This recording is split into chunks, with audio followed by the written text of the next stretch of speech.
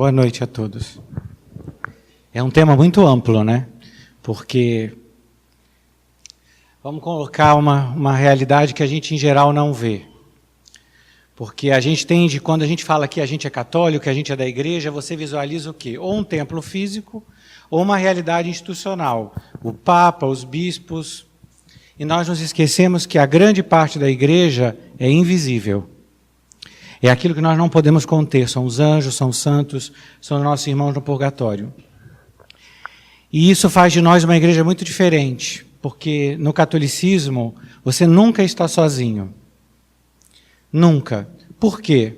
Porque se eu fui batizado, eu estou em Cristo, eu estou na graça, todos aqueles que estão em Cristo estão comigo.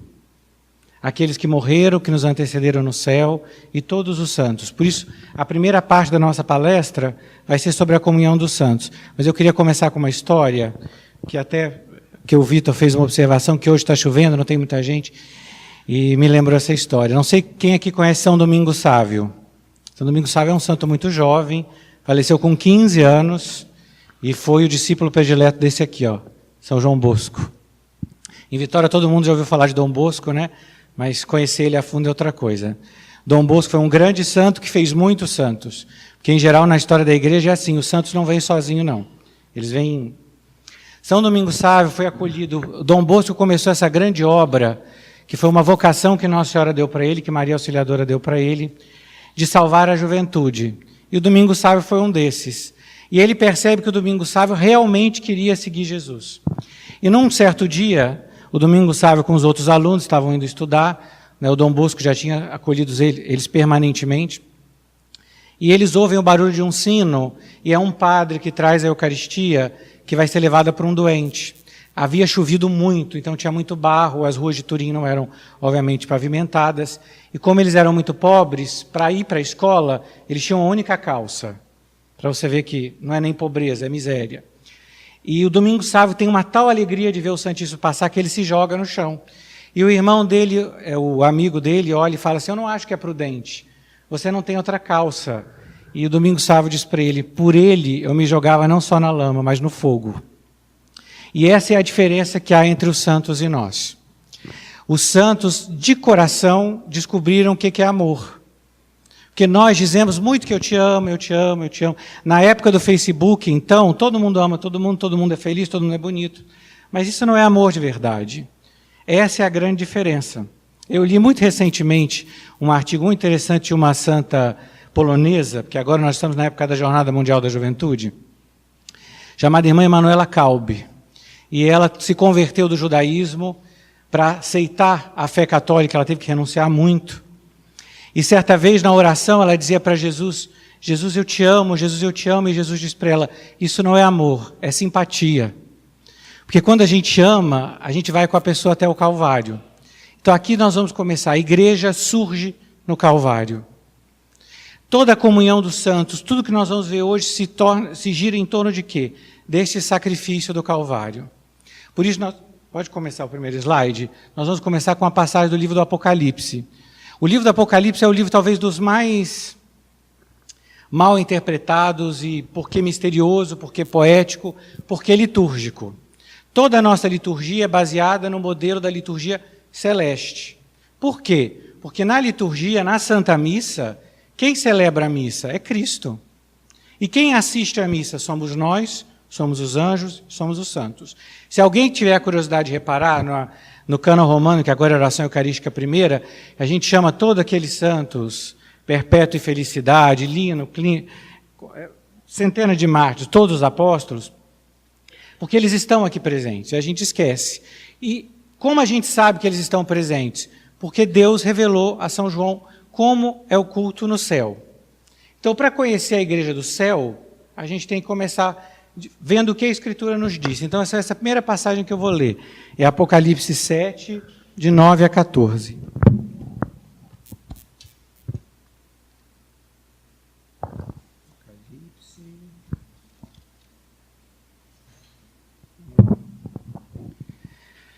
Então, São João lhe é mostrado um fim... É bem interessante, porque nós vivemos numa época, particularmente no Espírito Santo, que se espalharam muito novas seitas, de todo tipo.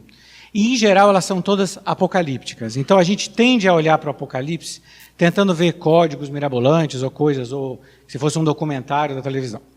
E a gente tem que ler a palavra de Deus com olhos da fé.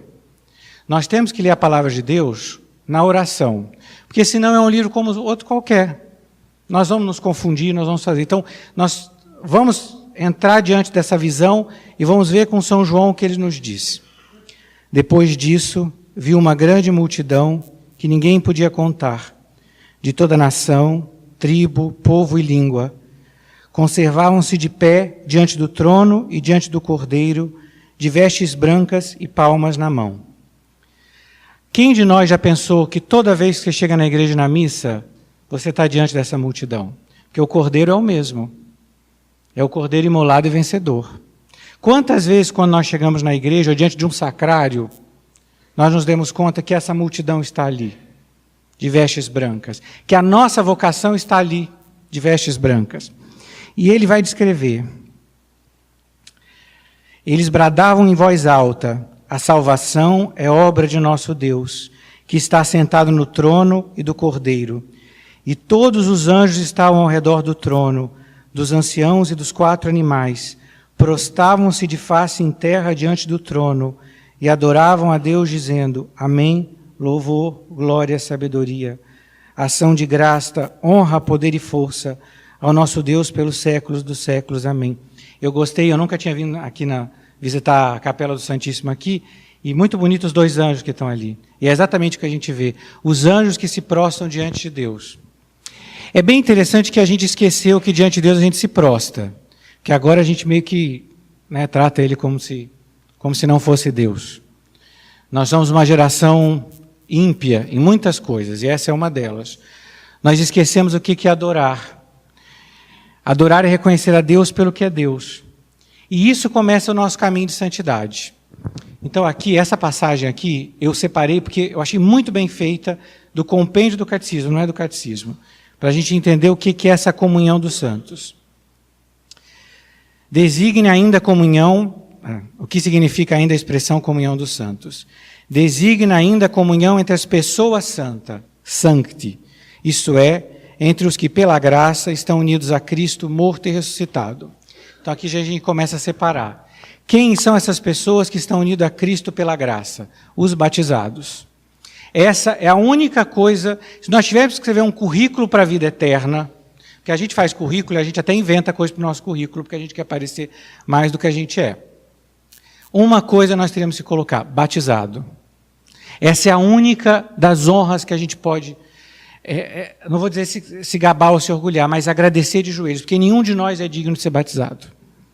Se você imaginar que por você, Jesus, o Filho de Deus encarnado, a segunda pessoa da Santíssima Trindade, não só se fez homem, frágil como eu, frágil como você, mas morreu na cruz, e no momento do batismo, você faz parte de Cristo, você entra a fazer parte do corpo místico de Cristo. Quem de nós pode um dia agradecer o bastante por isso? Você se tornou filho de Deus. Nenhum de nós, por natureza, pode se chamar filho de Deus. Filho de Deus é um, é o seu verbo, é o seu filho. A natureza de Deus, quem de nós pode conhecer o que é Deus? Se Jesus Cristo não tivesse vindo à Terra nos ensinar que Deus é Pai, Filho e Espírito Santo, como é que nós poderíamos saber o que é Deus? Nós que não sabemos nada. O pecado original não só nos deixou caídos, mas nos deu uma estupidez admirável. Todos nós podemos saber. O pecado original é um dos únicos dogmas de fé, dizia Chesterton, que você não precisa estudar teologia para saber, basta viver. Quem de nós não teve a experiência que São Paulo fala? Eu não faço bem o que quero, faço mal o que eu não quero. Eu queria ser uma boa pessoa, eu não sou. Eu queria agradar minha mãe, eu não agrado. Eu queria ser um bom marido, eu não sou. Todos nós temos essa ciência. E apesar dessa nossa miséria, Jesus morreu por nós e nos fez nascer nas águas do batismo. Aí nasce a comunhão dos santos. Por que é comunhão? Nós estamos unidos a eles como? Gente, como é que eu posso dizer que eu estou unido a uma figura como Santa Teresa de Ávila, como São Francisco de Assis? Faça a experiência, é o padroeiro de vocês aqui. Leia uma passagem da vida dele. Olha como ele era e olha como você é. Como é que nós estamos unidos a ele? Unidos em Cristo. Esse é o grande mistério. É uma comunhão dos santos. Todos unidos em Cristo. E o mais triste de tudo é que, apesar disso, nós saímos dessa comunhão. Como? Porque nós queremos. Deus que nos criou sem nós, não vai nos salvar sem nós. Nós fazemos cada dia opção pelo pecado. Eu quero perguntar, quem de vocês aqui já pensou por que o pecado mortal se chama pecado mortal? Eu acho que a gente passa, né? A gente aprende o que é pecado mortal. É pecado mortal porque conduz a tua alma à morte. À morte. Que coisa terrível é essa? Que nós livremente dizemos a Deus que nós não te amamos. Para entender o que é a santidade, a gente vai ter que ver o que é o pecado. Por quê? Porque a gente vai entender os contrastes. Quando a gente está numa sala escura e de repente ligam a luz, você não enxerga nada. Essa é a experiência que a gente vai ter se a gente tiver a desgraça de morrer em pecado. Porque Deus não condena ninguém. Somos nós que escolhemos ficar com Deus ou com o demônio. É uma coisa dura de ouvir isso, porque a gente está numa época que a gente não gosta de ouvir. Mas nós entendemos sim, porque nenhuma geração compreendeu de maneira tão grande o que é o mal como a nossa. Basta a gente ligar o telejornal. Ou vocês acham que isso surge do nada? Porque a gente gosta de pensar assim, nós somos pessoas excelentes. Se nós todos somos pessoas boas, de onde vem o mal? Então nós optamos pelo pecado. A santidade é o momento da tua vida, de você batizado, da minha vida, onde eu olho para essa comunhão, eu olho para essa vida eterna, pela vida que há de vir, belíssima figura, né, que a gente vê a Trindade na sua glória, e eu faço opção, eu quero ou não quero. Porque eu vou explicar uma coisa para vocês. No batismo, a gente recebeu a graça santificante, que é a semente da vida eterna. Significa o quê? Que nessa vida eu já vivo o céu ou vivo o inferno. Você escolhe. Muitas pessoas vão escolher viver o inferno. Por quê? Porque odeiam a Deus. É terrível dizer isso, mas elas escolhem odiar a Deus. Muitos de nós podemos escolher amar a Deus e começar nessa terra a viver o céu. E quando você escolhe viver o céu, quando você escolhe se confessar, quando você escolhe voltar para Deus, você, abraçando a Cristo, abraça todo o seu corpo místico. Essa é uma diferença bastante grande entre o catolicismo e o protestantismo, porque o protestante diz muito assim, eu me lembro até uma amiga na faculdade que dizia, eu tenho Cristo só, não preciso de ninguém. É verdade, só Cristo nos salvou, nosso único mediador. Só que para nós, Cristo é a cabeça de um corpo. E como é possível que a gente ame a Cristo, a cabeça, e não ame o corpo místico que é a igreja? Como é possível amar a Cristo e não amar aqueles que Cristo amou? Qual é a lógica seria disso? Me passa muito difícil na cabeça isso. Como é possível amar a Cristo e não amar sua mãe? Porque se a gente ama alguém, o amor tem uma virtude unitiva. Quer dizer o quê? Quando eu amo alguém, eu quero ficar unido a ela. Quem já não teve essa experiência de um casal que está há muito tempo junto, ou amigos de muitos anos, que eles completam a frase um do outro. Chega uma época, inclusive, que a gente acha que eles ficam parecidos, porque o amor exige semelhança. Se eu amo a Deus, eu quero estar semelhante a Ele. E se eu amo a Jesus Cristo, eu quero ser semelhante a Jesus Cristo. E quem Jesus Cristo mais amou nessa terra? O Pai. E depois do Pai, a sua mãe. Tanto amou a sua mãe, que quis que ela fosse imaculada. É possível que eu ame a Cristo, queira ser uma coisa com Ele e não ame tudo que Ele ama? Tem um santo que eu gosto muito, um servo de Deus, Monsenhor Luiz Maria Martins, que foi um grande apóstolo da devoção ao Espírito Santo, que foi arcebispo da Cidade do México. E ele resumia a santidade assim: ser santo é ser Jesus. Não é só imitar, é ser. Por quê? Porque Jesus vai viver em você. Quanto mais você se entrega a Jesus, mais Jesus se entrega a você. Você fica Jesus vivo. São João Maria Vianney, o cura d'Ars, tem contos, milhares e milhares de pessoas iam do mundo inteiro da França para vê-lo, aquele padre. São João Maria Vianney não ia ser ordenado. Não iria, porque ele era ignorante. Ele foi um homem que nasceu no campo, conseguiu estudar já adulto.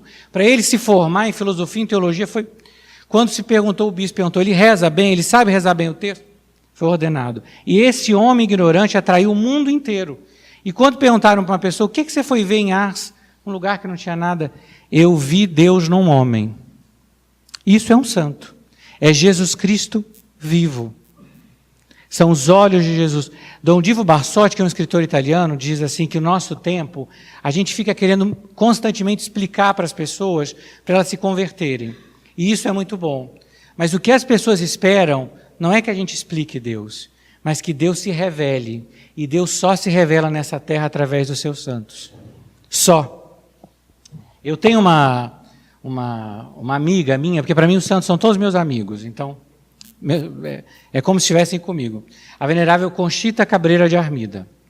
Mãe de família, teve 7 filhos, foi uma grande fundadora mexicana. Grande promotora da devoção ao Espírito Santo, das obras da cruz, uma mulher que veio em grande união com Deus. No momento da sua morte, para vocês terem uma ideia na vida dela, apesar da sua maternidade, dos seus filhos, foi fundada uma congregação de padres, de sacerdotes, uma congregação de religiosos contemplativas, associações, ligas, todos em torno desse dom que Jesus deu para ela. Na hora da morte dela, foi chamado o bispo, que era seu diretor espiritual do México, o seu confessor, os seus filhos, os seus netos.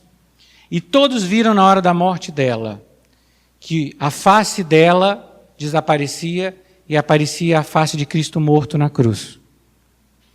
Você sabe que Jesus um dia disse para ela que ela teria um nome novo e o nome dela seria Cruz de Jesus. E ela ficou uma cruz viva. E isso é a diferença dos santos, porque eles são tão coerentes que esse amor de Jesus entra na vida deles, se torna real. Não é algo artificial. Então, por que é comunhão? Porque todos estamos unidos a Cristo.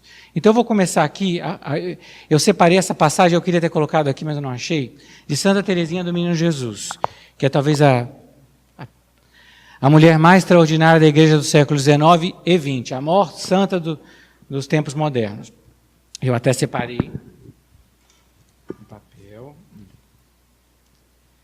Talvez muita gente já tenha tido a oportunidade de ler a História de uma Alma. Quando Santa Teresinha estava morrendo, Santa Teresinha morreu com 24 anos. Ela não era mais que uma menina.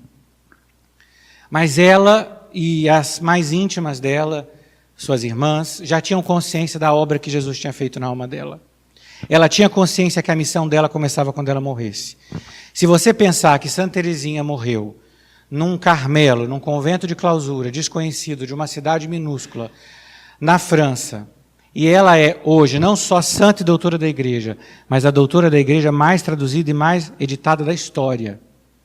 Ela tinha certeza no leito de morte que a missão dela começava.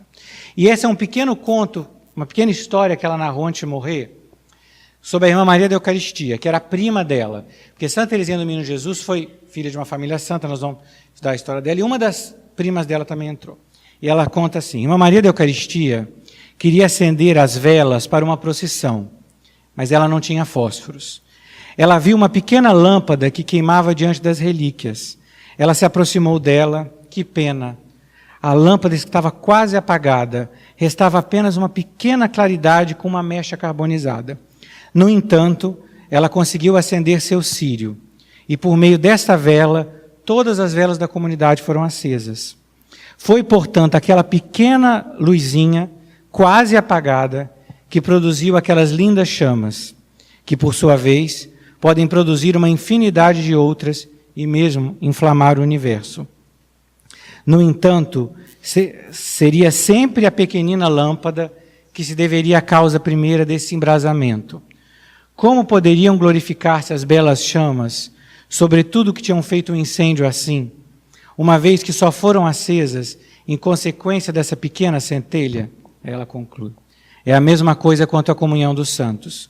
Muitas vezes, sem que o saibamos, as graças e as luzes que recebemos são devidos a uma alma escondida, porque o bom Deus quer que os santos comuniquem a graça uns aos outros, pela oração, para que no céu se amem com grande amor, com um amor ainda bem maior que o da família.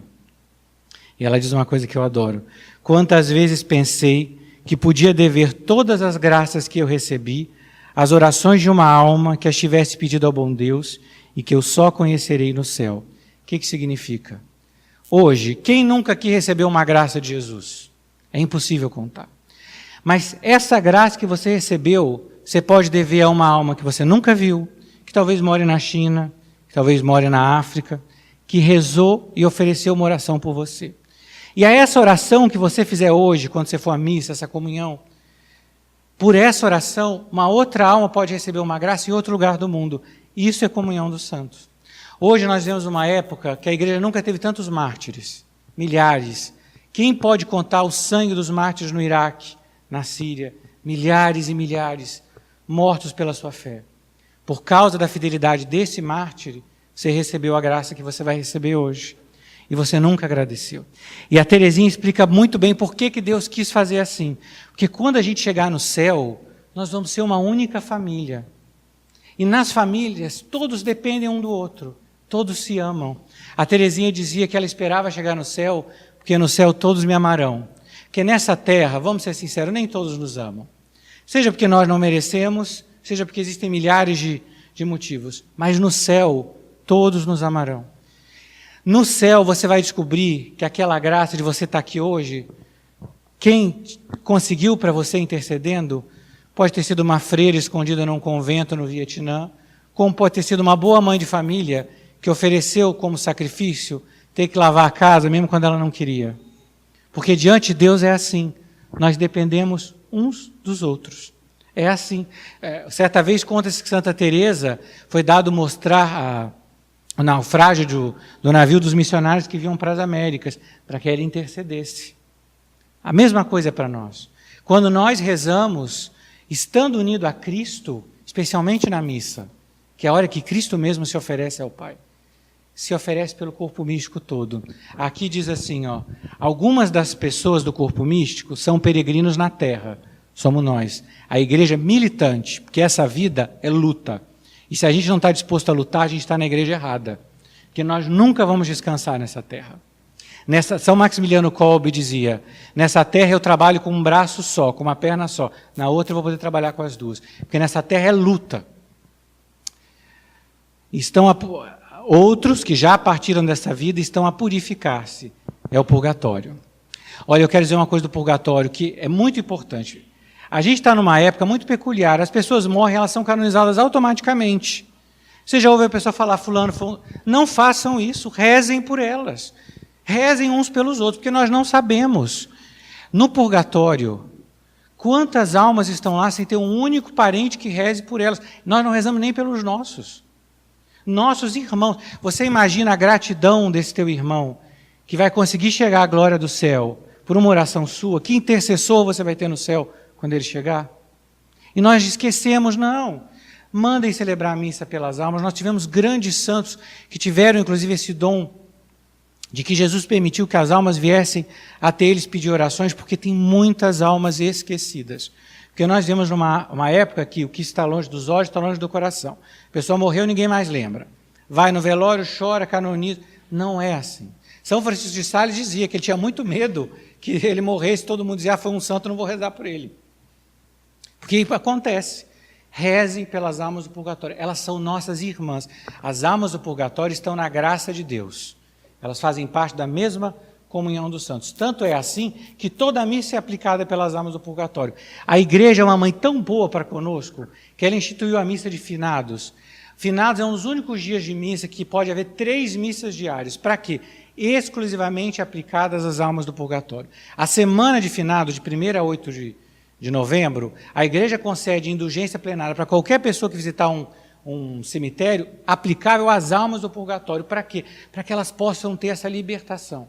O purgatório é o maior sinal da misericórdia de Deus. Muitas almas que, se não fosse o purgatório, se perderiam. Porque, vamos ser sinceros, nós não ajudamos Jesus a nos salvar. São Tomás Moros, que é até um filósofo muito famoso, escreveu Utopia, ninguém lembra que ele foi canonizado, morreu pela sua fé, por fidelidade à igreja. Conta-se que uma vez ele estava chegando na casa, ele teve várias filhas, e uma das filhas dele estava colocando um espartilho, né, se apertava a mulher até ela ficar, e ela sofria horrendamente. E ele disse para ela, minha filha, se você for para o inferno, Deus vai ter muita razão, porque você se esforça tanto para entrar lá. Porque eu vou ser sincero, a gente diz que a santidade é difícil, servir o demônio é mais difícil. Que olha, o demônio diz para você assim, dança a noite inteira. E eu danço. Se Jesus disser para você, meu filho, faça uma visita de 10 minutos ao sacrário, estou muito cansado, dormi, nem aguentei. Olha, Deus nos deu 7 dias na semana, 1 dia para Ele, 1 hora para a missa. Imagina se eu tenho. Eu tenho tempo para tudo. Eu faço um pequeno exercício. Olhe no seu celular. Quantas mensagens você tem no seu WhatsApp, na sua mensagem, no seu Facebook. E pense com você, durante esse dia, quantas vezes eu disse, Jesus, eu te amo. Então, na verdade, a gente se esforça para servir o demônio. Muitas vezes na nossa vida. É duro ouvir isso, porque a gente gosta de olhar para nós no espelho dizendo, eu sou uma pessoa maravilhosa, eu só faço bem aos outros. E é quase uma honra para Jesus eu estar na igreja. A gente ouve isso. E, na verdade, não é assim. Nós somos pobres pecadores. E Deus vai te dar a graça à medida que você pedir, que você quiser. Agora, se você não pede, você não quer... Olha, essa medalha milagrosa, todo mundo já viu, né? A medalha milagrosa... Na visão da medalha milagrosa, que Santa Catarina Labouré teve, esses raios de graças que saem das mãos dela, algumas não saíam nada. E ela recebe essa luz por quê? São as graças que não me pedem. Então, muitos de nós não vamos ser santos porque nós não pedimos. Simples assim. Olha, Deus nos deu tudo para ser santo. Mais do que a gente precisa, mais do que Ele podia imaginar. Quem pode imaginar que Deus está escondido no nosso sacrário? São Pedro Julião Eymar, o grande apóstolo da Eucaristia, dizia assim, que se contar para um pagão, para um muçulmano, que nós acreditamos que Jesus está presente na Eucaristia e que nós o tratamos do jeito que nós o tratamos, nunca que eles iam se converter. Porque nós dizemos que Jesus está na Eucaristia vivo, tão real e perfeitamente como está no céu. E nós o tratamos, ele está ali, ó, tá bom. De vez em quando eu dou um tchau para ele. Ele está vivo, vivo. Santa Gema Galgani conta que algumas vezes era tão grande o fogo que ela sentia perto da Eucaristia, fogo que queimava fisicamente as roupas dela, que ela ficava com vergonha de ficar chegando para a frente do altar, porque as pessoas iam perceber. E no caso dela, fisicamente, porque chegou a tal ponto o amor que ela tinha por Jesus, que as costelas dela começaram a encurvar para fora. Bem pequenininho o nosso amor, né? Muito pequenininho. O nosso amor é tão pequenininho que se a gente tem dor de cabeça, a gente não pode ir à igreja. Tão pequenininho que às vezes o que Jesus pede de nós são 3 Ave-Marias, 1/3. O que é 1/3? 15 minutos. E é difícil. Muito difícil. Deus está disposto a dar. Eu digo mais, não existe... aquela multidão que está ali, nenhum é igual ao outro. Deus nunca criou 2 pessoas iguais. Nenhum santo é igual ao outro. O santo que Deus quer que você seja não é igual a Santa Teresinha, não é igual a Santa Gema, não. Você tem que ser o santo que Deus quer de você, porque você é único e irrepetível. Ele está disposto a te fazer um santo. Você quer? Essa é talvez a maior dificuldade que eu vejo, que as pessoas... Não tem problema, cada um faz o que quer. Você tem que querer. Se você quiser ser santo, tudo vai ter a diferença. Vamos passar para o próximo. Aí nós vimos isso. A igreja é um corpo místico de Cristo. Quem já ouviu a expressão que o padre na missa celebra in persona Christi? É Cristo que oferece. Então eu vou explicar uma coisa para vocês. O padre na missa está na pessoa de Cristo, cabeça. Por quê? Porque é Cristo que se oferece. E nós, como batizados, como membros do corpo de Cristo. Então, quando nós participamos da missa, o que quer dizer participação ativa? Jesus não vai contar o número de palmas que você der. Jesus vai contar o que você fez na tua alma. Eu me uni a Ele, eu me uni ao sacrifício dEle, eu me uni a Nossa Senhora aos pés da cruz. Santa Margarida Maria, Jesus diz para ela, cada vez que você assista à missa, lembra da minha mãe aos pés da cruz. Na hora da missa, todo o corpo místico está. Todo. Essa é uma figura excelente, porque aqui mostra, inclusive, os anjos que trazem refrigério às almas do purgatório. Todos estão todos. Grande parte da liturgia é invisível. E muitos santos tiveram graças místicas extraordinárias que mostraram para esse. Eu gosto muito, o que me marcou muito com a Beata Maria Crucifixa Curcio, uma carmelita, fundadora, inclusive, das Carmelitas de Santa Teresinha do Menino Jesus, que na hora da missa foi dado a ela ver todos os anjos que serviam ao altar. E ela reparou que um anjo chegava perto do padre e beijava a ponta da casula do padre. E por que isso? Que dignidade é uma missa? Uma comunhão. O padre Garrigou Lagrange diz no seu tratado de teologia mística que basta uma comunhão para fazer um santo. Quantas nós recebemos desde a nossa primeira comunhão? E quantas nós vivemos, nós nos entregamos a Jesus e deixamos pouco? E você quer experimentar a comunhão dos santos, é uma comunhão. Porque comungando com Cristo, eu estou em união com toda a igreja. A beata Helena Guerra, que talvez um ou outro já tenha ouvido, que agora, inclusive, a Renovação Carismática tem feito uma grande propaganda em torno dela, que foi professora de Santa Gema Galgani. Ela dizia que o batismo no Espírito é uma comunhão. Por quê? Porque Jesus Cristo, o Verbo encarnado, onde está Ele, está o Pai e o Espírito Santo. E onde Ele está, você tem que estar repleto do Espírito Santo. Agora, eu me pergunto, se eu vou à igreja, eu comungo, eu saio e volto para casa, eu não estou repleto do Espírito Santo, por quê?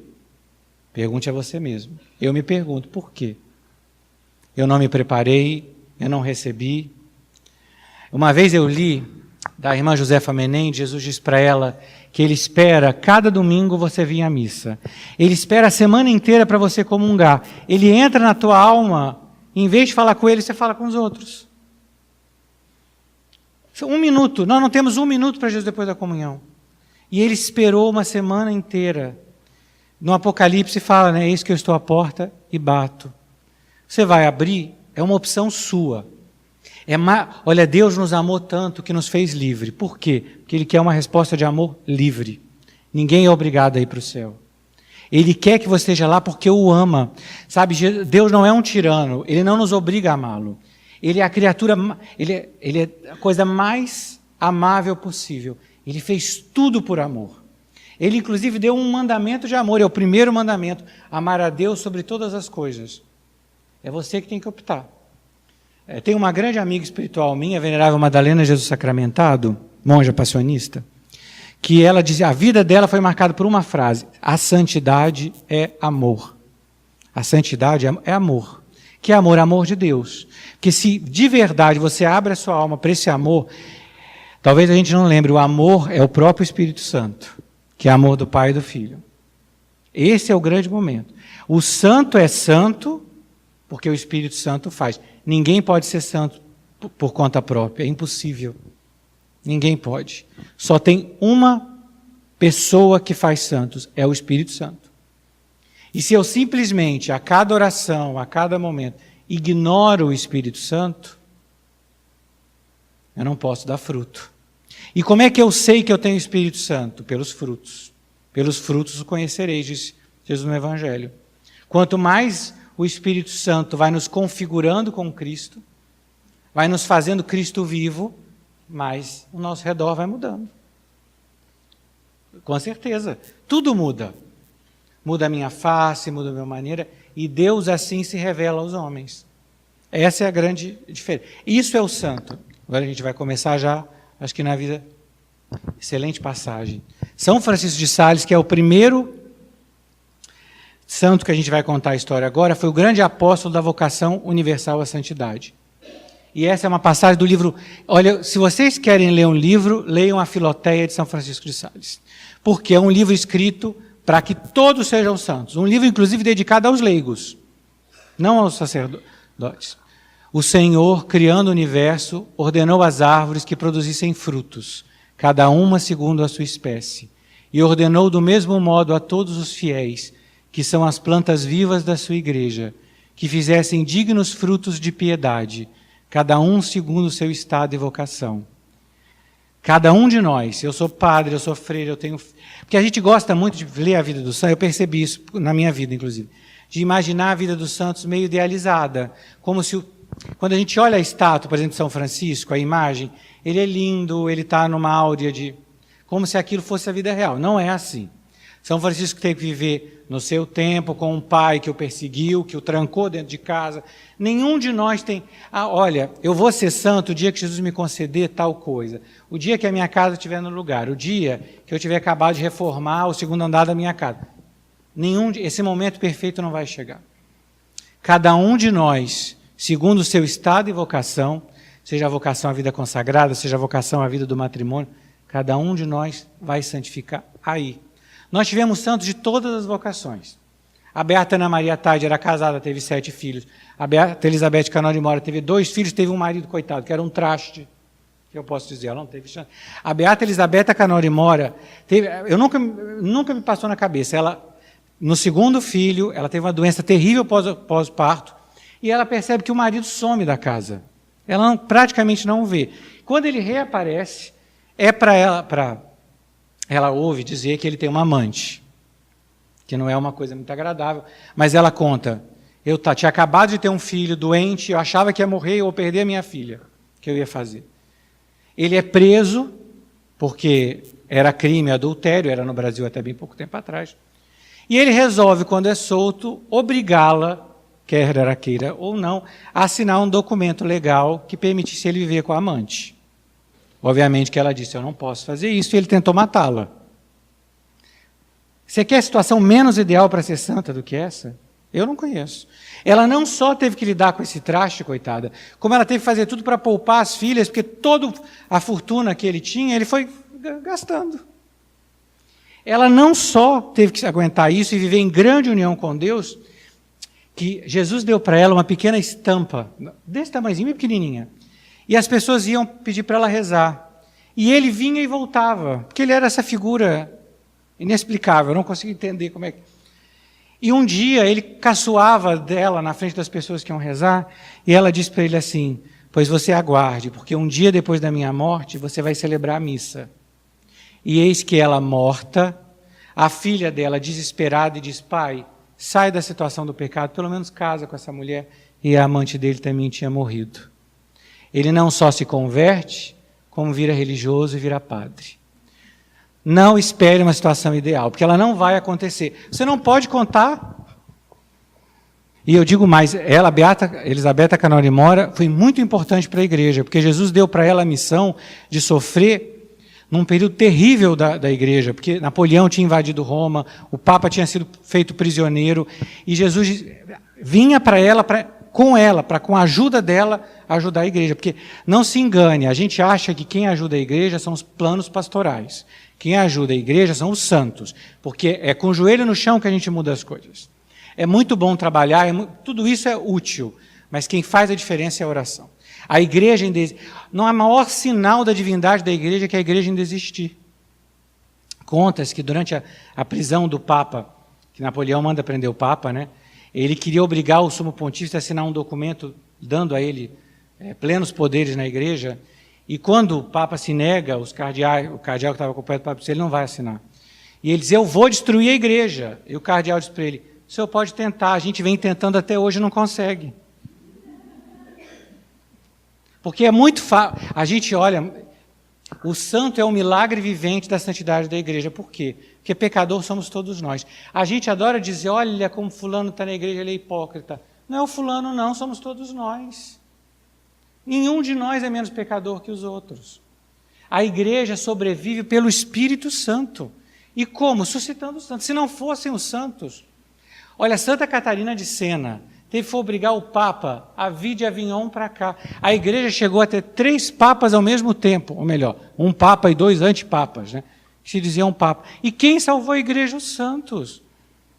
Sabe, eu sempre penso, Santa Brígida da Suécia, foi rainha da Suécia, mãe de muitos filhos, com a sua filha Santa Catarina da Suécia, vai a Roma dizer ao Papa que ele não pode voltar a Avignon, que o lugar da igreja é em Roma, e o Papa não ouve, e ela diz para ele, você vai voltar para a França e vai morrer, e ele morre. Porque a igreja, quem faz a igreja são esse tipo de santo. E não pensa que você vai chegar, que é assim, do dia para a noite. O Espírito Santo tem caminhos que a gente não pode imaginar. São extraordinários. Então, se você quer ser santo, e eu espero que você queira, porque essa vida oferece muitas felicidades, e todas elas não são felicidade. A minha geração, eu tenho 34 anos, aprendeu que você pode ser feliz como você quiser, você é livre para fazer o que você quiser e você vai ser feliz para sempre. Mentira, eu nunca vi tanta gente deprimida na minha vida. E me incluo. Todos nós somos filhos da mesma geração. Você vai fazer o que você quiser. Nós nunca fomos tão infelizes. Nós nunca fomos tão miseráveis. A santidade é felicidade, não porque livra da cruz, mas porque mostra esse segredo que só o Espírito Santo sabe dar, que é tirar a alegria da cruz. Sabe, os filósofos podem chegar a grandes conhecimentos, eles podem explicar muitas coisas, a sabedoria humana, a ciência é maravilhosa, mas a sabedoria da cruz, só o Espírito Santo pode ensinar. Isso é que os santos ensinam. Fazer a pausa, né? Então agora a gente vai tratar especificamente 3 santos que a gente separou, um para cada estado de vida, por assim dizer. Um que foi padre e bispo, São Francisco de Sales, uma religiosa, Santa Teresinha do Menino Jesus, e uma leiga, Santa Gema Galgani, que é para dar uma visão. Então o primeiro, São Francisco, muito bonita essa figura dele. O santo de toda consolação e doçura foi São Francisco de Sales. Muitos aspectos a gente podia tratar da vida dele, porque ele se torna bispo numa época muito difícil, foi a época da então chamada Reforma Protestante, a cidade onde ele era bispo foi tomada pelo calvinismo, ele não era bispo de maneira pública, motivo pelo qual, inclusive, ele é patrono dos jornalistas, porque como ele não podia pregar, ele criou um método em que ele fazia folhetos, tirava cópias e mandava colocar debaixo das portas, que era a maneira com que ele podia... Mas é sobretudo um aspecto da vida dele, ele como mestre de vida espiritual.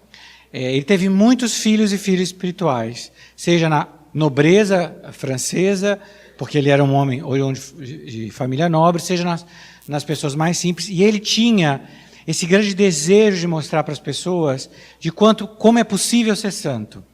Durante a juventude dele, como ele era uma família abastada, estudou, fez direito, esperava ele uma carreira mundana, que ele acabou mudando pela carreira, pela vocação sacerdotal. Ele passou por uma terrível crise, onde ele foi muito atacado pelo inimigo e que levou a acreditar ele que ele estava condenado à vida eterna. E ele sofreu muito. E ele tem essa grande graça da libertação, graças a Nossa Senhora. E diante de uma imagem de Maria, ele fala, então eu vou dedicar a minha vida a fazer Jesus amado, e ele recebe essa graça. E para continuar essa espiritualidade dele, Deus pede dele que funde uma ordem, a ordem da Visitação de Santa Maria. Quando ele foi convidado a pregar na cidade de Dijon uma quaresma, né? Era muito costume se chamar pregadores de fora, então e quando ele estava preparando, Nosso Senhor mostra para ele que ele tem que fundar uma ordem religiosa. E mostra o rosto de uma mulher que seria quem vai ajudá-lo. Coincidentemente, essa mulher, Santa Joana Francisca de Chantal, que era uma viúva, teve uma visão do pai espiritual que ela procurava. Há muitos anos ela procurava um diretor. E ela estava assistindo essa mesma pregação. Então ela olha e vê que ele é o pai da alma que ela procurava, e ele olha. E aí surge a ordem da Visitação de Santa Maria. Talvez a gente não conheça tanta ordem pelo nome, mas pelos frutos que ela deu. Porque São Francisco de Sales já tinha uma grande devoção ao Sagrado Coração de Jesus. E é na ordem da Visitação que Deus vai suscitar Santa Margarida Maria Lacoque, que é a promotora da devoção ao Sagrado Coração de Jesus. É para ela que Jesus pediu a devoção das 9 primeiras sextas-feiras do mês, a prática piedosa da hora santa e a festa litúrgica do Sagrado Coração. E por que é importante? Porque na ordem da Visitação, São Francisco de Sales criou uma ordem muito peculiar, porque era uma ordem que podia acolher todas as mulheres que não seriam aceitas em outras ordens. Então a Visitação é formada basicamente de mulheres viúvas, ou mulheres já idosas, ou mulheres que tiveram todo tipo de caminho de vida e, num momento, Deus as chamou. E que tinha que ser uma vida bastante simples, porque São Francisco de Sales acreditava que todo mundo pode ser santo na simplicidade do seu dia a dia. E é assim que ele vai orientando a sua espiritualidade, na oração e na simplicidade. E, no fundo, é isso que é a devoção ao coração de Jesus. Quando o Sagrado Coração de Jesus apareceu a Santa Margarida Maria, ele mostra o seu coração, ela fala como uma fornalha ardente. Quer dizer, era toda uma labareda de fogo. E ele diz para ela, eis o coração que tanto amou os homens, mas que deles não recebe senão ingratidão indiferença. Então, o que é a devoção ao coração de Jesus? É Jesus que mostra para você o amor dele por você e como você não retribui. Ele quer, é uma frase muito, que ele diz para Santa Margarida Maria, ao menos tu me dá uma retribuição. É o que ele fala para cada um de nós. O mundo inteiro está em chamas, e não são chamas do amor de Deus, infelizmente. Ao menos tu que está na missa, ao menos tu que vai ao sacrário, dá a Jesus um ato de amor. Faz um ato de amor por aqueles que não o amam. Isso é a reparação. A reparação é um amor tão grande que ao ver Jesus ofendido, ver aqueles espinhos do coração de Jesus, que é a coisa mais terrível, imaginar um coração que tanto amou os homens e está cercado de espinhos dos mais cruéis. E ele diz para Santa Margarida Maria que quem mais o fere são aqueles que lhe são consagrados, que é uma grande tristeza, né? A gente ouve muito essa expressão, o padre é um homem comum, o padre é um homem comum, e eu disse para um amigo assim, é mentira, o cristão não é um homem comum. Se eu, como batizado, soubesse o que é ser batizado, eu nunca diria que sou um homem comum, que você é uma mulher comum, muito mais um sacerdote. Por isso que a igreja, o Espírito Santo citou tantas almas para se oferecerem pelos sacerdotes, muitas. Inclusive, o Vaticano tem uma campanha no mundo inteiro de maternidade espiritual dos sacerdotes, de almas que se oferecem por eles. Porque também é através dos sacerdotes que o mundo se converte. Santa Teresinha diz assim, que rezar pelos sacerdotes é comprar almas no atacado. Porque se um se salva, salvam-se muitos. E ela sabia bem disso. Então, por que eu quis colocar essa... Foi muito difícil para mim selecionar um santo homem, porque nos últimos meses a gente tem desenvolvido um projeto com uma amiga minha, exclusiva sobre a figura das mulheres na igreja. E uma coisa que ninguém vai te contar no mundo é que nenhuma outra instituição teve tantas mulheres protagonistas importantes como a Igreja Católica. Eles não falam porque não é interessante, não é o discurso que está na moda. E eu gosto dele porque ele soube reconhecer isso. Quando ele encontra Santa Joana de Chantal, que era uma mulher que ficou viúva de uma maneira trágica, o marido dela foi assassinado numa caça, erroneamente, em vez de atirar na caça, atiraram no marido dela. Era uma mulher culta, hábil, e com... Santa Joana de Chantal tinha um tão grande amor a Deus, e ela queria tanto provar isso, que num certo momento ela faz para si um instrumento de ferro, e ela marca a fogo as iniciais de Jesus no próprio peito. Então, o São Francisco de Sales entendeu quantas eram essas almas que desejavam se entregar a Jesus e não tinham lugar. E a igreja, talvez na história da humanidade, tenha sido o lugar das mulheres mais brilhantes que já existiram. Talvez fosse uma palestra à parte, mas eu vou poder com isso introduzir a próxima santa, que é Santa Teresinha do Menino Jesus. Que só o Espírito Santo pode fazer de uma menina de 24 anos uma doutora da igreja. Uma menina que, como ela própria conta, detestava a escola. Não porque ela não gostasse de estudar, porque ela era excelente aluna, mas porque ela se sentia sozinha e incompreendida. Santa Teresinha do Menino Jesus, pode... Que linda ela. Seus pais foram São Luís e Santa Zélia. Ela é fruto da família, talvez da mais católica que possa existir. Os pais dela foram canonizados no último ano. É bonito de ver, e é mais bonito de ver porque é a santidade da vida mais comum. E por que está a ver com São Francisco de Sales? Porque a Zélia, a mãe dela, tinha uma irmã que começou com ela um negócio de renda. A Zélia era uma mulher empreendedora. No fim do século XIX, ela compreende para si que ela precisa arranjar um modo de vida. E ela descobre que o que ela sabe fazer bem é renda. E ela não só resolve fazer renda, como ela resolve arranjar outras mulheres e ensinar outras mulheres, e ela abre um negócio de renda. A irmã dela é monja da Ordem da Visitação, que São Francisco de Sales fundou. Então elas estavam nesse ambiente, a irmã dizia para ela, da santidade, você pode ser, mandava para ela livros, mandava devoção ao coração de Jesus, e ela cria na casa dela um ambiente para Deus. É muito bonito que a Zélia pensou em ser religiosa, e quando ela vai entrar na vida religiosa, a superiora que devia aceitá-la disse para ela, o teu lugar não é aqui, porque Deus te chamou para ser mãe. E um dia, andando numa ponte, ela vê passar do outro lado um homem alto, e ela entende na alma dela, este é o homem que eu preparei para ti. E esse era o São Luís. Um homem um tanto quanto fechado, ele era relojoeiro, tinha sonhado em ser monge, não foi aceito, E esse casal se encontra num momento até complexo da vida deles, mas resolve naquele lugar começar uma família cristã, uma família santa. Sonharam em ter um filho sacerdote, todos os meninos morreram, mas das suas filhas, 4 foram religiosas carmelitas e uma foi religiosa da Ordem da Visitação, que São Francisco de Sales fundou. Talvez a mais importante seja Santa Teresinha do Menino Jesus.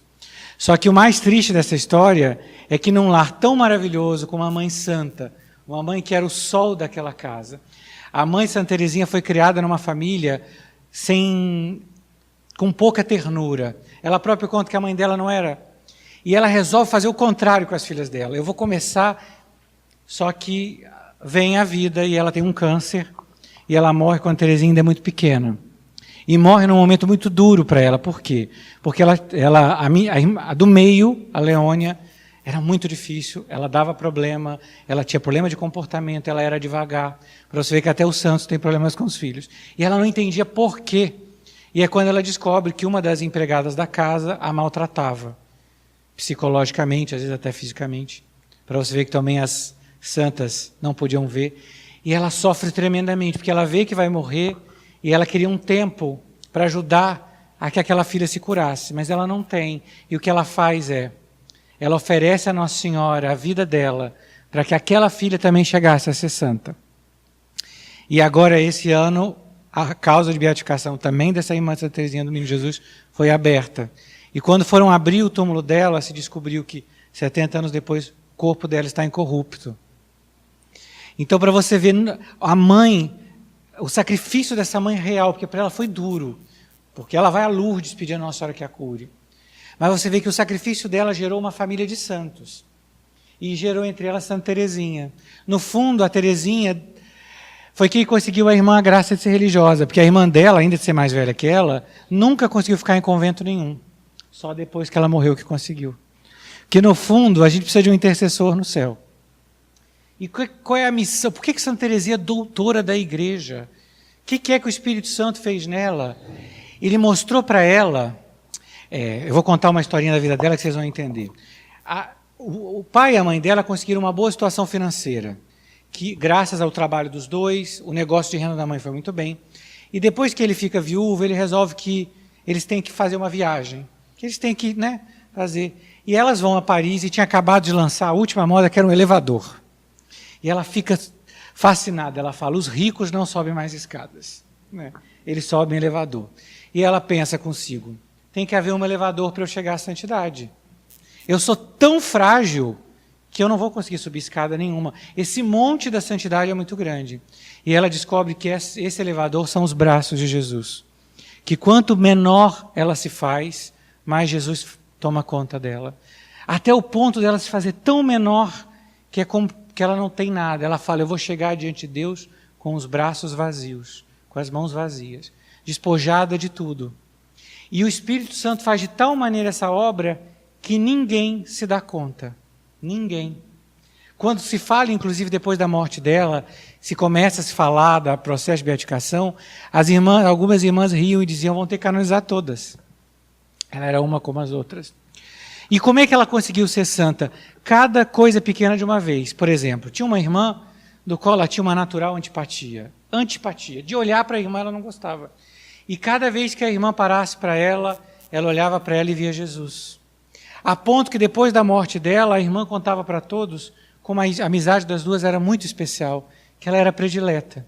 Ela começa a fazer todas as pequenas coisas, e das pequenas coisas ela vai fazendo as grandes. Então, por exemplo, quando vem inverno, ela não pede outra coberta, apesar de sentir muito frio.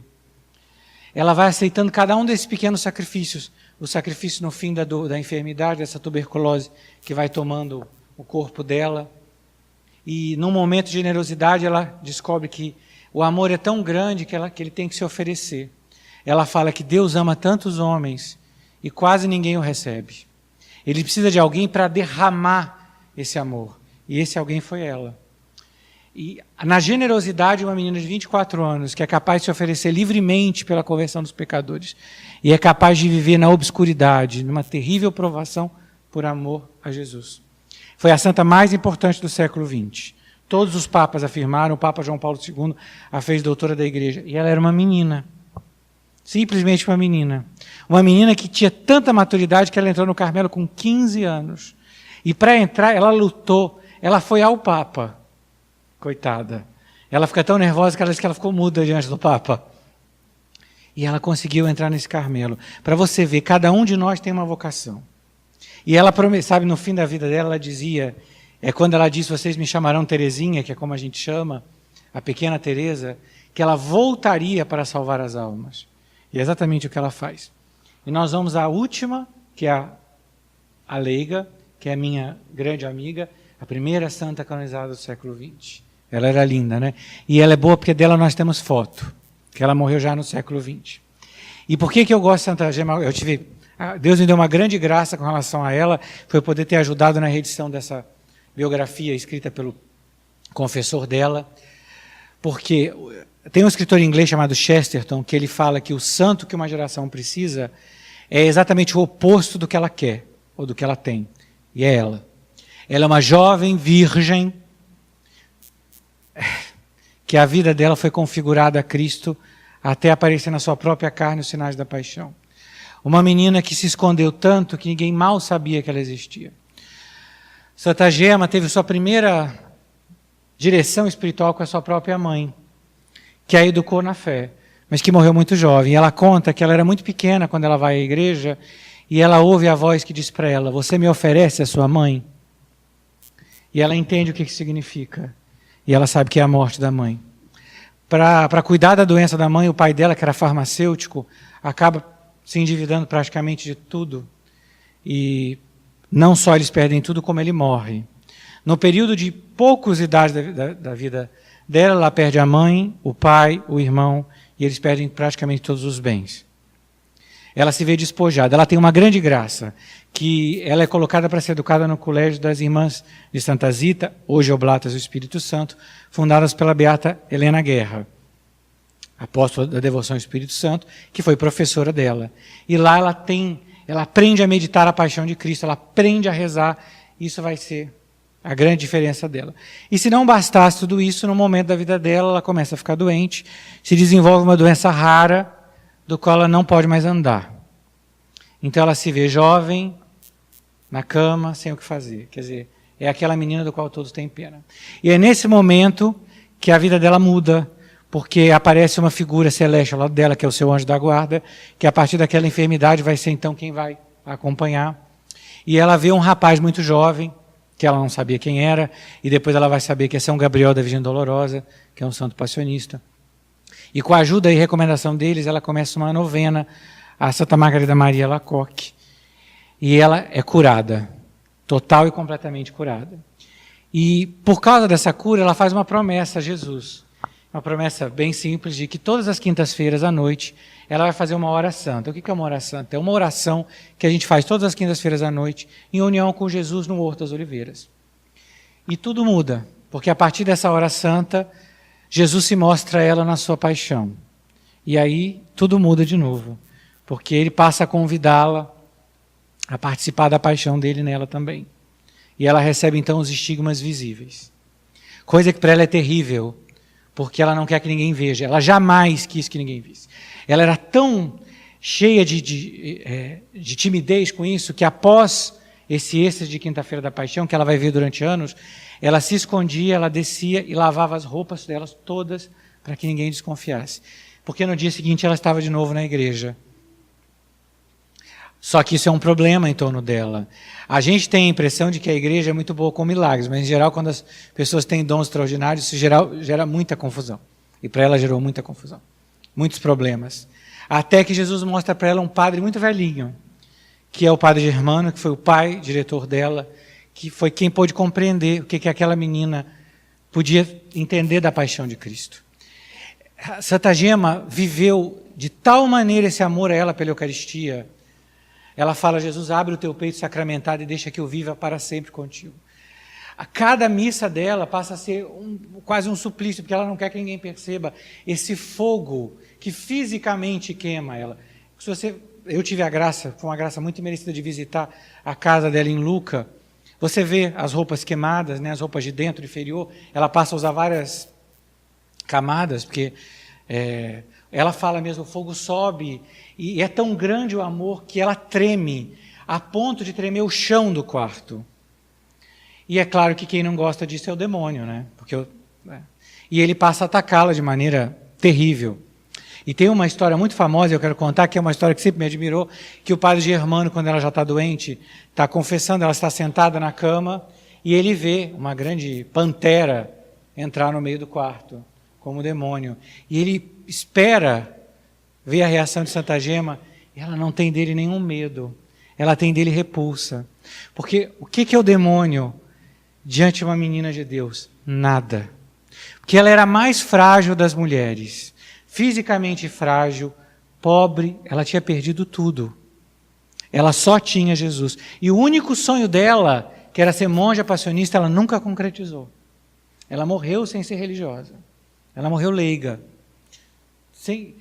Uma das biógrafas dela, a irmã Gesualda, eu gosto muito dessa introdução dessa biografia, porque a irmã Gesualda foi uma grande escritora carmelita italiana. Ela conta que não queria escrever a biografia de Santa Gema. Por quê? Porque ela conheceu Santa Gema. Elas frequentavam a mesma paróquia, elas tinham o mesmo confessor. E Santa Gema era uma pessoa apagada. Ela era uma tonta. Era o que todo mundo achava dela, era uma tonta. Ela não abria a boca, ela estava no cantinho dela. Porque você não precisa ser brilhante, nem todos os santos vão ser brilhantes. Porque cada um vai ser santo da sua maneira. E ela teve um momento da vida dela que eu quero aqui partilhar, que é por isso que eu coloquei o nome, a figura dela. É que toda a vida dela apareceu escondida. Ela jamais aparece em público. Ninguém sabe. Inclusive, o padre Germano conta que quando ela morre, ele fica impressionado, porque dá uma multidão de gente no velório e ninguém sabia. Então, que é uma coisa... Mas um dia Jesus aparece a ela e diz que o padre Germano tem que ir ao Papa. Porque a casa dele tinha se tornado um teatro de divertimentos. Nem na minha casa eu encontro alguém que me ame. O mundo está cheio de maldade. E você pensa, ele fala... Eu penso agora, ele vê diante dele um século XX com 2 guerras mundiais. E ele diz para ela, o pecado do mundo é muito grande. E eu preciso de alguém. E esse alguém é ela. E o que eu fico muito impressionado com isso. Uma moça, ela devia ter então, talvez 20 anos. E ela está diante de Deus em nome de todos nós. Em nome de todos os pecadores do nosso tempo. Ela está diante de Deus intercedendo por todos nós. E ela percebe que cada um desses sofrimentos dela, que podem algumas vezes ser muito terríveis, são sofrimentos por nós. Porque a gente não tem ideia de quanto é grave o pecado, mas ela teve que sentir na própria pele. No fim da última doença dela, ela foi acolhida por uma família, porque ela não tinha família própria, que a acolhe. Os Giannini era uma família de, acho que 10 filhos, e acolhe mais uma. Porque é assim, né? Quando as pessoas são generosas, é assim. E uma das mais velhas dessa família se torna grande amiga dela, chama-se Eufêmia. E a Eufêmia tanto vai ser influenciada por Santa Gema, que depois da morte dela vai se tornar religiosa com o nome de Gema, em homenagem a ela. E quando ela já está morrendo, ela olha para Eufêmia e diz assim, Eufêmia, olha para mim e aprende como se ama. Porque quando você ama, você sobe o Calvário. Eu sei que essa é uma coisa muito difícil de ouvir, é muito duro, mas toda a verdadeira felicidade está em doar-se, em sacrificar-se. Talvez esse é o grande mistério que a nossa geração não entenda do que é ser mãe, porque no fundo a maternidade é isso, não só a maternidade biológica, mas a maternidade completa, a paternidade completa, é esse sacrificar-se pelo outro. Ninguém tem tanto amor como aquele que dá a vida pelo amigo. É isso, para nós é muito difícil, porque a gente ama as pessoas até elas fazerem o que a gente quer.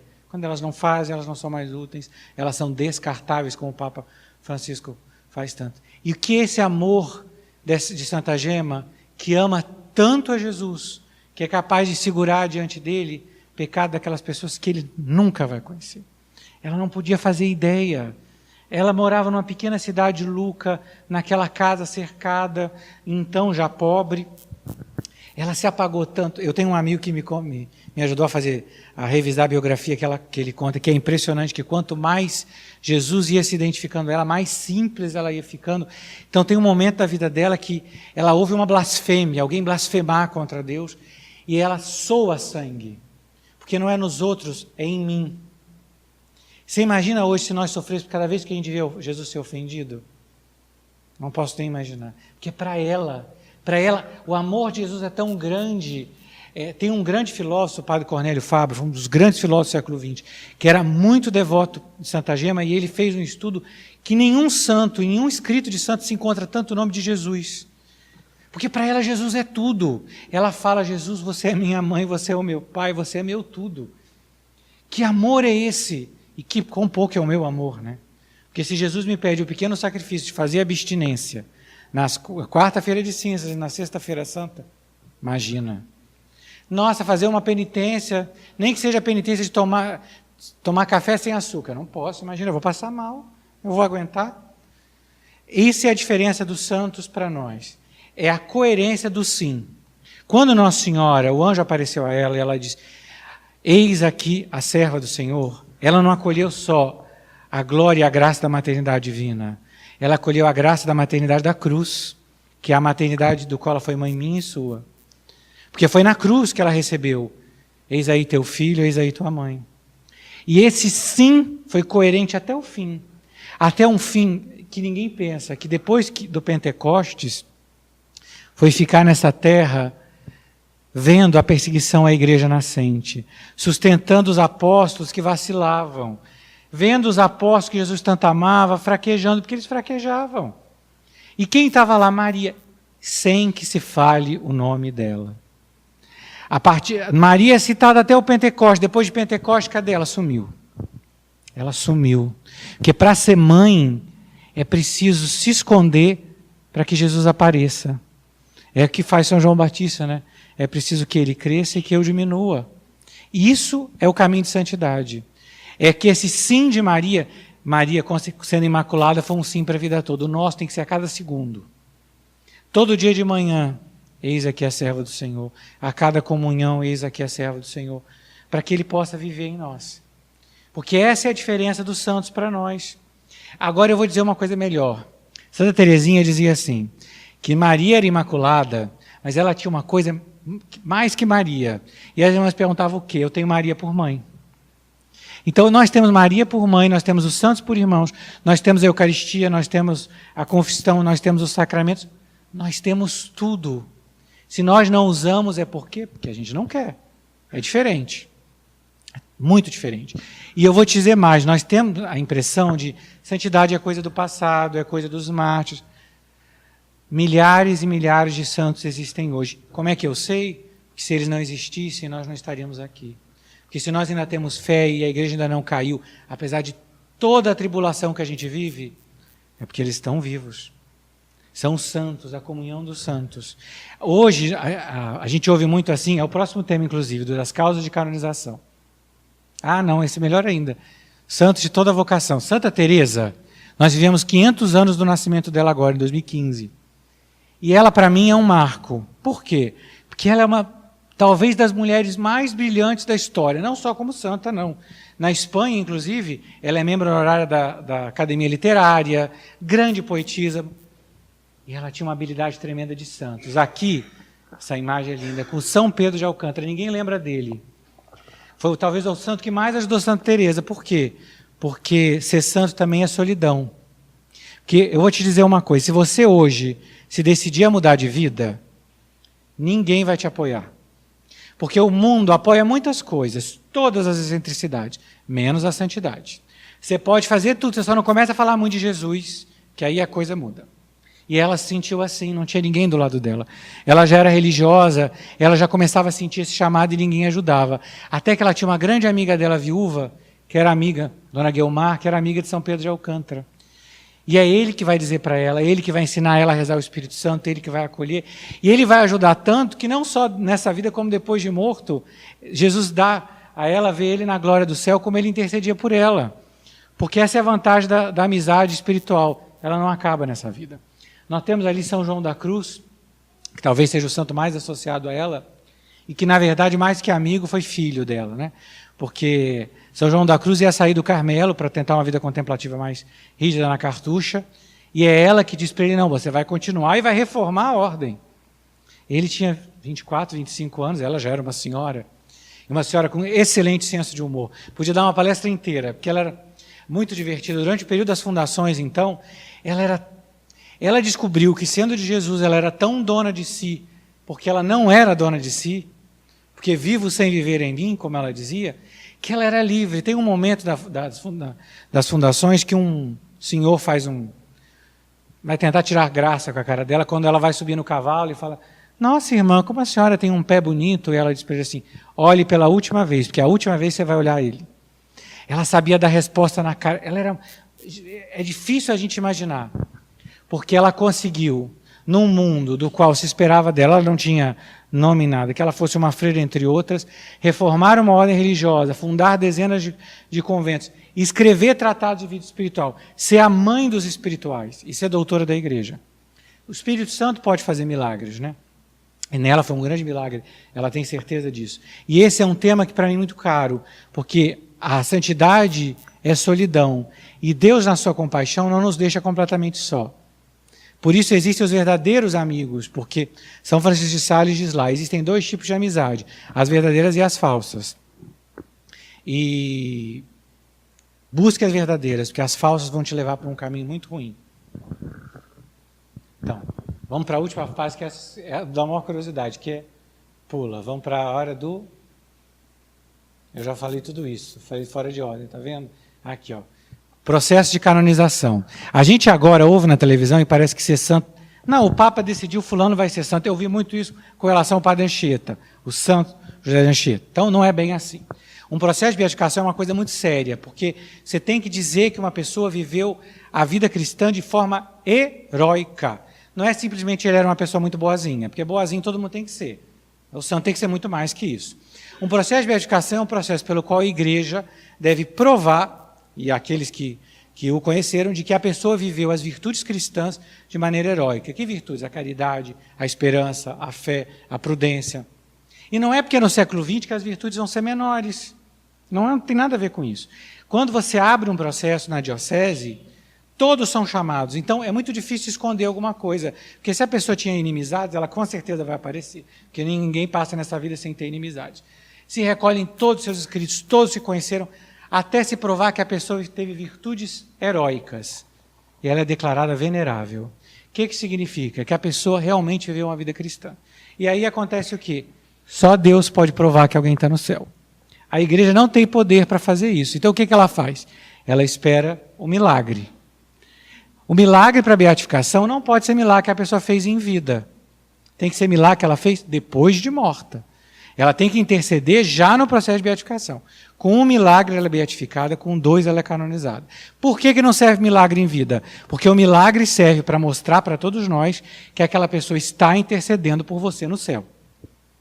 Tem que ser um milagre feito por intercessão dela, e você não pode ter invocado nenhum outro santo, porque senão como é que você vai saber qual intercedeu? Né? É uma dificuldade no Brasil, porque a gente, quando alguém fica doente, invoca logo 10. Então, você tem que invocar aquele santo, ou Nossa Senhora, claro que é a medianeira de todas as graças, e pedir a Jesus, claro. E isso é muito importante, porque os processos mostram que a santidade não acabou. Eu tenho tido a graça de traduzir opúsculos, e para várias causas de canonização recente, a gente vê que ela está viva. Monjas de verdade que podiam ter sido Santa Teresa, que morreram em 2006, em 2005. O Papa, há uns 2 anos atrás, foi canonizado Santa Maria da Puríssima, que é uma santa espanhola, falecida em 1996. E é uma coisa impressionante o que ela amava os pobres, o que ela ia, o que ela vivia. É tão impressionante que ela teve um câncer, isso eu vou dizer porque impressionou muito. E ela era tão mortificada, porque ela dizia que ela manifestava o amor que ela tinha a Jesus na hora da comida. Porque ela não queria que nenhuma das filhas dela, as outras irmãs, percebesse o quanto ela sofria. E mesmo durante a longa quimioterapia, ela nunca conseguiu se queixar. Então, nenhuma irmã sabia depor, por exemplo, qual era a comida predileta dela. Isso me impressionou muito, porque qualquer enfermidade, muito mais um câncer, quem sabe o que é uma quimioterapia, sabe que é muito duro.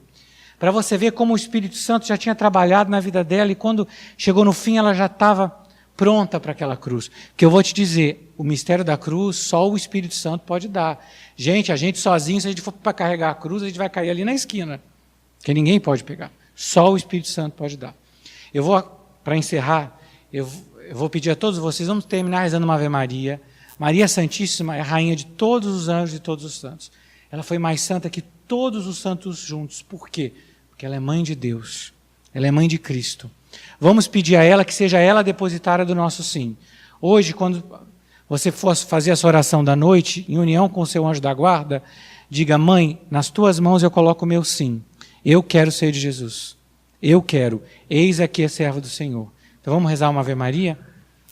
Ave Maria, cheia de graça, o Senhor é convosco. Bendita sois vós entre as mulheres. Bendito é o fruto do vosso ventre, Jesus. Santa Maria, Mãe de Deus, rogai por nós, pecadores, agora e na hora de nossa morte. Em nome do Pai e do Filho e do Espírito Santo.